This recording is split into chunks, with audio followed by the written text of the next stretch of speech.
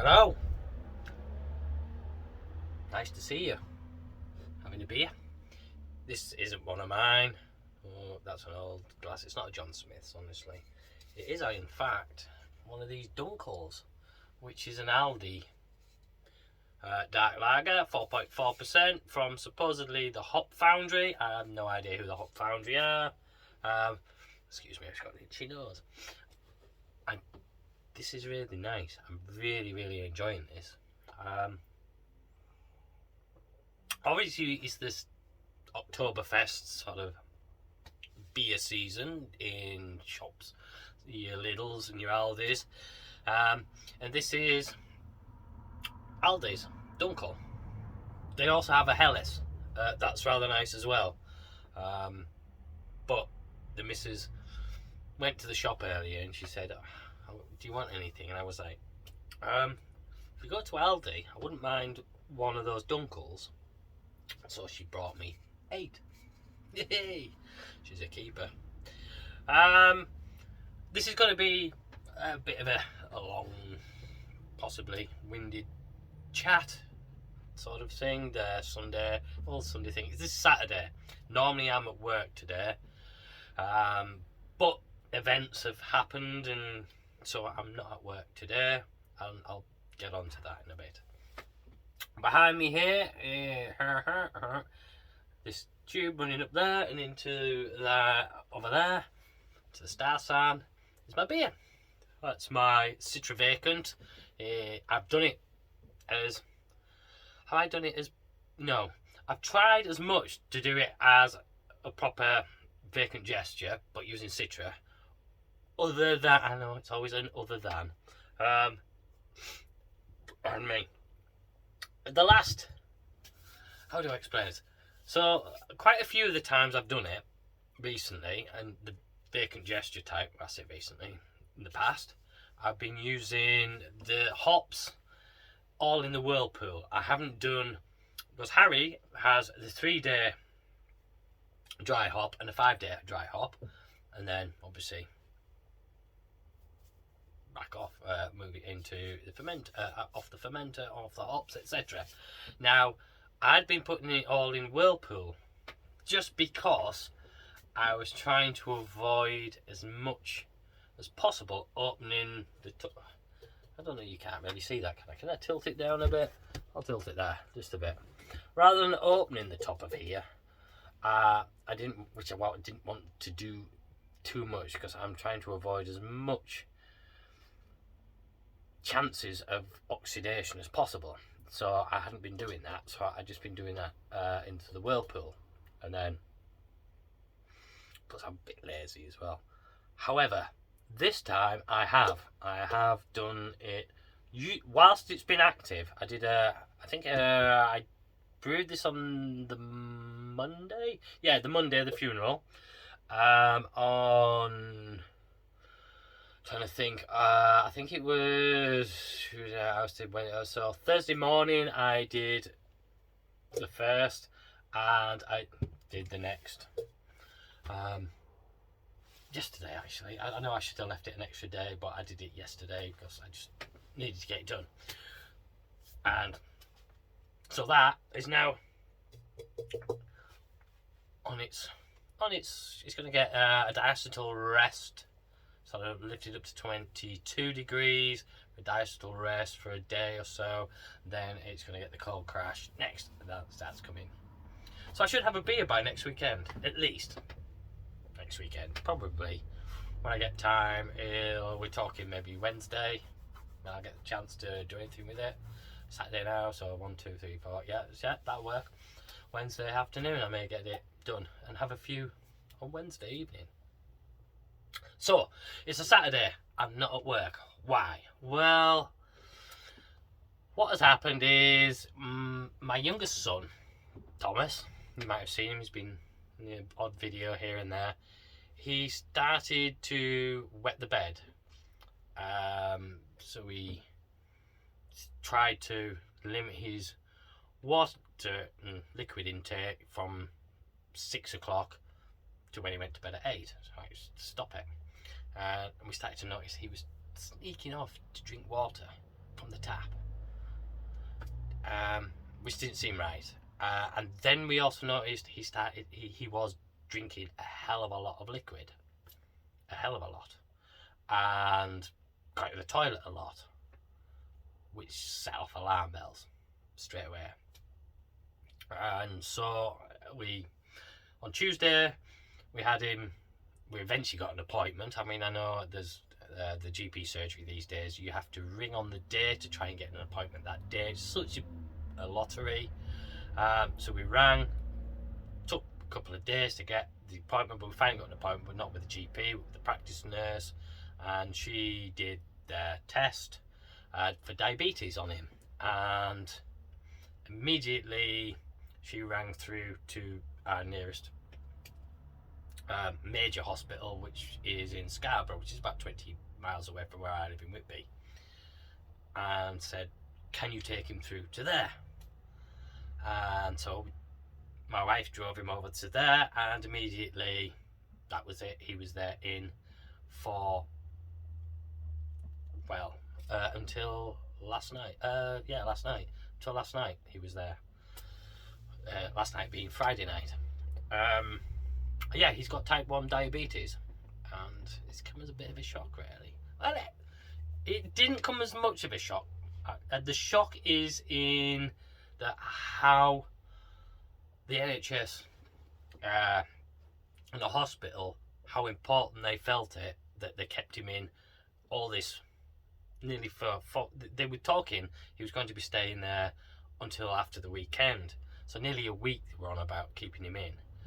And that was more the shock, that how seriously they took it and what it then entails.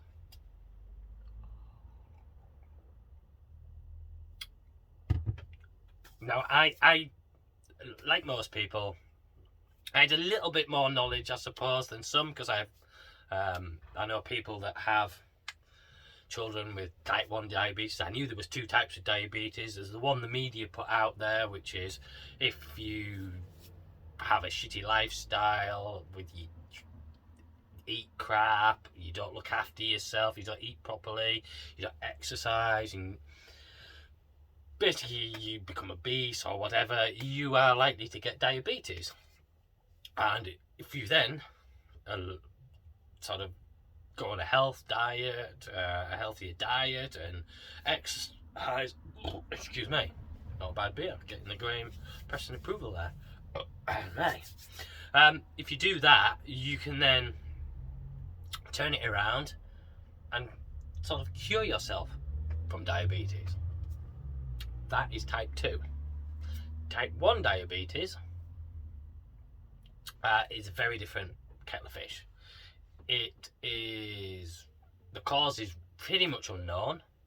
It has nothing to do with diet necessarily. It has nothing to do with lifestyle choices necessarily. None of that. At most, they know that if there may be a slight genetic issue, in that if you relate to someone that does already have diabetes, they got it, type 1 diabetes, there is a higher percentage chance that you could end up with it. But other than that, they're still trying to find out what it is, how it occurs. It's an autoimmune response. This is all I've pretty much learned this last sort of 3 or 4 days. So this is most of this I knew to a degree. As I say, I got to the point where I knew there was 2 types. One is it just happens, and there's no real understanding of how it occurs, what are the triggers, etc. It could be something like you get a virus and it could trigger it, but there's no understanding of exactly what it is that triggers it. So, and that's what's happened. So he now is a diabetic, and so for the last since Tuesday, we've been in and out, taking turns, my wife and I, staying overnight at the hospital with him and staying with him, but we've both been there during the daytime, because sleeping on the ward is impossible, really. There's crying babies. You got doctors in during the evening. Yeah, and when I say evening, like 2 o'clock in the morning, talking loudly and discussing things with patients. You've got, for him, he's constantly monitored every 2 hours. He's having bloods taken. When I say bloods, it's not like the cannula thing that you have in your arm and then taking a lot of blood. It's just a pinprick and then a little test of his blood to see how his blood sugars are. So that was happening every 2 hours. It's impossible to really get a night's sleep there. So we were taking turns, and she was sleeping, I was sleeping there. It just worked out that she slept 2 and I did 1. Well, worked out nice for me, but in that way. But in general, it hasn't been brilliant the thing to do. And so I've now learned a lot about it, and I have to say, wow, there is so much you need to do, really, and yet there isn't. I'd always assumed that when you have say the type 1 diabetes, as he does, every day you have an injection and that's it, you go off. You have maybe have a special diet for yourself, but other than that, you have your injection, then you go. Not at all. Nothing like that whatsoever. Your carb count. So like your keto diets and stuff, you're just counting carbs. And then you take the appropriate amount of insulin to counter that. Because then the carbs turn to the sugars in your blood, and then they fill the blood, and then the insulin does its job that it does normally and naturally for everyone else. Because it's, I don't know if you know, but it's the pancreas. It's in the pancreas, creates the insulin. And with the autoimmune, suddenly quick change, that the autoimmune just suddenly turns on the cells in the pancreas that create the insulin and destroy them. So you can no longer produce insulin. And therefore, you need to be, and the insulin unlocks, helps to unlock the body to allow the sugar in to your cells that create for energy, etc. And that's what the insulin does. It's like the doorkeeper. It opens the doors for the sugar. Otherwise, it just sits in your blood. Hence why he was going to the toilet a lot and weeing the bed a lot and drinking a lot, was because his body found all this sugar inside itself and wanted to get rid of it. So it was trying to flush it out via the liver and such, and try and pee. He was trying to pee all this sugar out, and it wasn't working. It was making him really, really thirsty, and so he was drinking more and then peeing more and drinking more, and it was just a continuous flow of water through him, all because his body couldn't get rid of this amount of sugar that was in there. Anyway, that was that bit. So I have learned a fair bit, I have to say, in the last 3 days, 4 days now. It's all blending now. But as I say, we're back home. Everything's kind of not so much up in the air, but it's all new, and trying to get the rhythm right and understand a bit more, because obviously right, as it stands, he's got to now have pretty much 3 meals a day. They're his carb meals. That'll be like your breakfast, your lunch, and your dinner, and they're your carb meals, really. They try and do that. So any sugars, any carbs, try and have them around those 3 set periods. Then you can measure the amount of carbs and give the correct amount of insulin each time, so those 3 times. Because you constantly also, during that, but before giving that, you're also checking the blood sugars to see how he's doing. Alright, are you with me so far? I'm trying to do it, trying to get my head around it myself as well, whilst telling you. So if he wants like sweets and things during the day, we have to then try our best to put them as part of the meal time. So I've never done desserts. We have a main meal and that's it. No, main meal and pudding. It's never been a thing. I don't have a sweet tooth, and I'm the chef. I say chef, I'm the cook in the house. So I just do a main meal, just make it bigger, and you eat that, and then that's it. If you want sweet things afterwards, that's up to you. That's the way it's always been. But now, the way it's got to be is, if he wants things like sweets and such, I'm going to use them as a pudding, really, because then he's not, because sweets are really quick rush of sugars, and it just spike him up, and then you're going to drop him down with the insulin to counter it. So do it during the meal time, so it also slows the sugar rush down. Very similar to how COVID was, the spike was depressed, really. You know that it's coming, you know you can't stop it, but you can sort of try and level it out a bit to allow the insulin to do its job, and you keep on a more even keel body-wise. Of course, spikes up and down are no good for his health at all. So we've got to try and learn to do that. Put your main things in there. And in between, if he's hungry, which at the minute is absolutely ravenous, because for how long he's had this problem with producing insulin, luckily we caught it quite early, before he actually got ill. But thinking back and with hindsight and looking at him now, he has lost weight. We just thought it was part of his a growth spurt kind of thing. He suddenly started eating a lot, and he seems to look a bit thinner. But you're thinking that's part of a growth spurt, because he's been growing as well. I think I've got myself off there, haven't I? So it's been in between. He's been having snacks and such, but you have to do them as it helps if you're doing it. Do them as zero carb, zero sugar snacks. And the things there I didn't realise. Things like meat. He can just eat as much meat as he wants, pretty much, within, healthy lifestyle kind of choices. He's not going to sit there and eat a whole deer or cow or sheep or whatever. But things like you could eat chorizo. You can have salami. You can have those pepperamis. And eat them. Cheese. You can eat as much cheese within reason. Obviously, back again to a balanced diet. You can eat cheese, just a load of cheese. It doesn't affect his blood sugars. I didn't realise that cheese, meats themselves, eggs, another thing. I can cook him omelettes. Cheese omelette with mushrooms or mushrooms and peppers. Doesn't count. I mean, that's brilliant.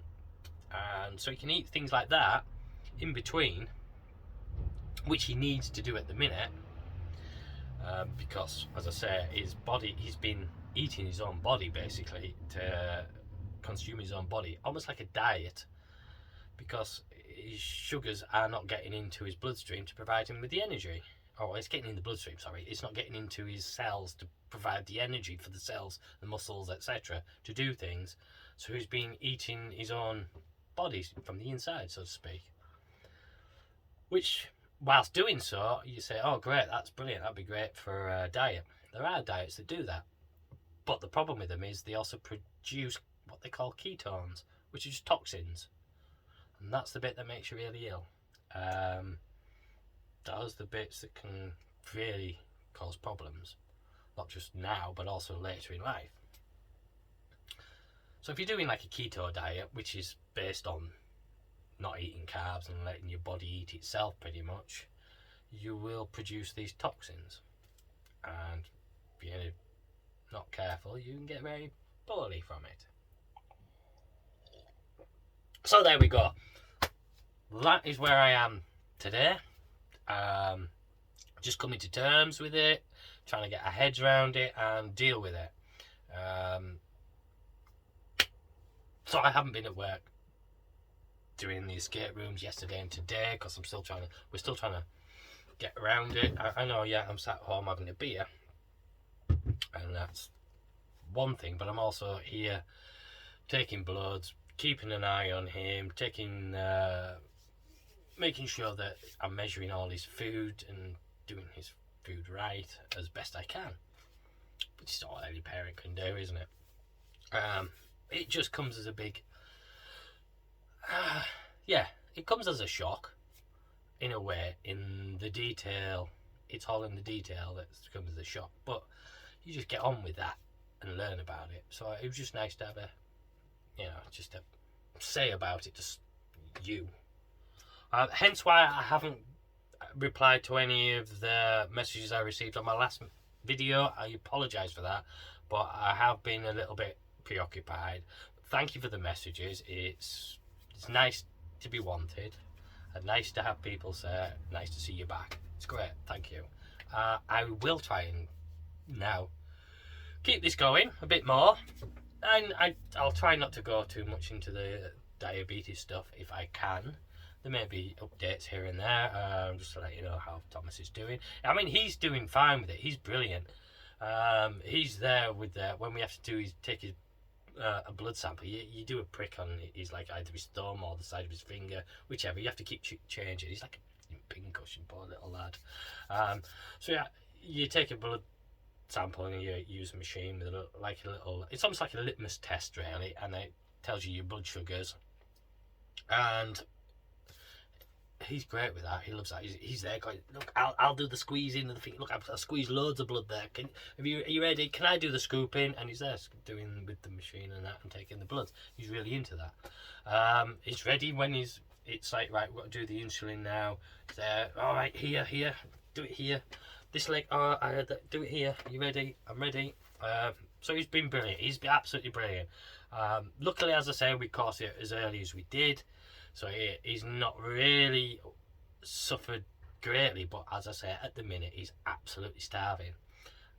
He's not drinking anywhere near the amount he was. I mean, he was doing like a litre of water almost every half hour to an hour. Literally, just chugging it. And he was peeing more than 10 times a day, more than 10. And I don't just mean I got into the toilet and have a little dribble. This was like kind of stuff. Yeah, things are physically, he's getting back and he's starting to now, I guess, to get his body back to where it was before it all kicked off. So we've been told that this will happen, that he's going to eat and eat and eat for the next couple of weeks while his body recovers itself, basically, which is good. We like that. It just means it's Christ, I have never done so many omelettes in my life, and carrot sticks, chopping carrot sticks and stuff. It's just funny. He's going to be orange by the end of the month, I think. Looking, yeah. Back to the beer though, and I said the beer. This, as I say, if you get the chance, try this as for a dunkel. It's under £2. It's at Aldi. I would go to Lidl and see what they had, but our Lidl's closed for refurbishment. When I say refurbishment, they're expanding it. They're really expanding it. It seems the Whitby one is more popular than they expected, and so they bought a couple of properties next door to where they were to expand both the car park and the actual building. So it's like an upgrade with expanded car park now. And that won't be ready until sort of mid-October. So we have to, at the minute, it's just completely gutted and closed. So they gut the inside and refurbish it and do the extensions and redo the car park, etc. So I don't have access to Lidl's festy beers and stuff like they normally do. I mean, they do the fest beer, which I guess is supposed to be like a dunkel, but I don't think it. And me, I wouldn't call it a dunkel. I'm not sure what it is, because it's not as clean and crisp as this. This is quite clean and crisp, which it is a dark lager, and you're getting the malts in this, and it tastes malty.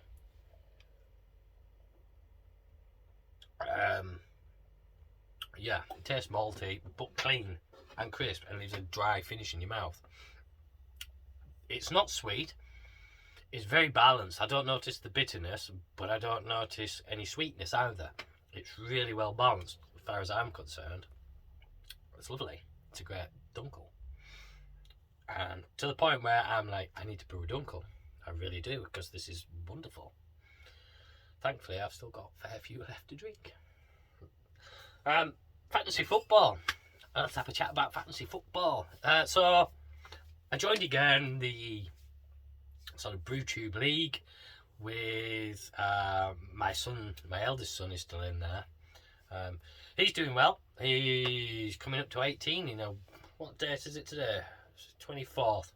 6 days time and he's 18. And that, I believe, 6 days time is Friday. Yeah, so he's out on the Friday night, and then the Saturday, myself, him, and my father-in-law are meant to be going out for the day, drinking. That should be interesting. That's next week. Hopefully I'll be in a state. Yeah, it's another day I've taken off the escape room. I'd already booked that. I'd booked that like weeks ago, and then so I was really, it was really bad to say, look, sorry, I can't work this weekend either. But I mean, it's understandable, isn't it? I think. Yeah. So we're going out for that. Where was I? The Dunkel. I think I was talking about Dunkel, like the Brewer. Oh, fantasy football. Yeah. So he's in the fantasy football with myself and everybody else who's in there from the BrewTube that does it. I think there's about 36-ish people, and at the minute I'm 16. I had a mare of a weekend. Well, I had a mare. It started as a mare and became excellent. So the last weekend that we had Premier League football, I'd gone for the free hit because I knew Liverpool weren't playing because of the funeral, etc. And they were playing Chelsea, and so there was no ability to cover the crowds with the police in, so they'd cancelled it. And so I had 3 players and thought, well, I'm going to take the free hit. I'm going to do the free hit. I had 3 players that were Liverpool, and I think I had a Chelsea player. And so I thought, I'm going to take a free hit here and swap out at least 4. I ended up swapping 5 players out. And accidentally, I didn't. I was doing this as I was walking to and from, well, I think I was walking from work back home. And I didn't press confirm. And I did it, and I lost 16 points immediately.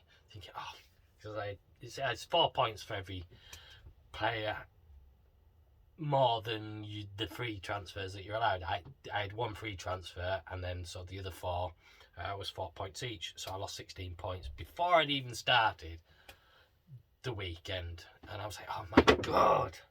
And I have to say, it suddenly, I was thinking, oh great. And then one of them was Son. So I picked 2 Spurs players, I think. Son and I can't remember his name. Is it Romero? Is the Brazilian in defence in Spurs? Anyway, neither of them were playing to start. They were on the bench. I was like, oh, for God's sake. But I spent 8 points on these 2 players, and they're both on the bench. And Mr. Calaby, Brewboy Calaby, you may know from YouTube, Matt Calaby, he messaged to say, don't worry, LJ. Yeah, Son might come on in the second half and score you a hat-trick. I was like, yeah, that would be nice, wouldn't it? Hey, I bet you wish he put money on that. And I told him, he wishes he put money on that, because that was a brilliant moment when you got that fucking hat-trick. Made my day. So I dropped down to about 23 or 4 or something. And I've got up to, I think, 16 at the minute, and way above my own fucking son. That's the bit I want. Just want to stay above him, because oh man, does he give it all. You should have had this person, because he's there with all the watching and listening to podcasts. He thinks he knows it all, and I'm pretty. I just get lucky. I really do. Like at the start of the season, I was meant to put Salah as captain on the very first day, and I forgot, and it was automatically Haaland on my account for some reason, and Haaland did his thing. Yeah, and I was like, wow. I've just been lucky so far this season. I think I was in the top 10 on the first week. I wasn't brilliant. Whereas my son, I think he was in the top 3 or 4 on the first week. Yeah, so he's dropped right down now, and I'm just sitting there in that middle ground. Yeah, that's brilliant. I love just peeing on him, just with no knowledge whatsoever, really. Because I don't keep up with it. I go with what I think instinctually is how certain teams play against certain teams. I mean, the law of averages do come into it, and not just the law of averages, how the general trends work, I think is the way I put it. The way trends are about, you expect this to happen when this team plays that team and this player plays, sort of thing. And so I tend to go with that rather than he goes down to the nitty gritty. He's been doing this week, and so has been playing like this, and he really goes into it, and I'm beating him, and that's the best bit. I just beating him. And I think I shall call it. We're at half an hour. Sorry, I'm really sorry. If you've got this far, thank you for watching. I'm sorry if you're really not interested in the diabetes bit and my son. You don't have to be. There's no reason to be for you, and I understand that. So, but I just needed to get it off my chest. You know, I have a bit of a the world, of course. I can't really do it with the missus because she's a bit delicate at the minute.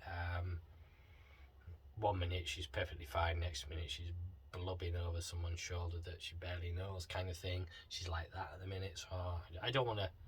And I'm actually pretty comfortable and steady with it, but it just nice to just once, I guess, just to get it out there, just say it to someone. I mean, I might not even publish this, you never know. It's just nice to sit there and say it and get a feeling in my own head of what I understand myself by saying it out loud. I guess it's almost like a, I don't know, yeah. As I say, I choked myself on my own saliva. Thanks for watching. Cheers if you got this far, and I'll catch you in the next one. Cheers. Hopefully the next one will have my own beer in it.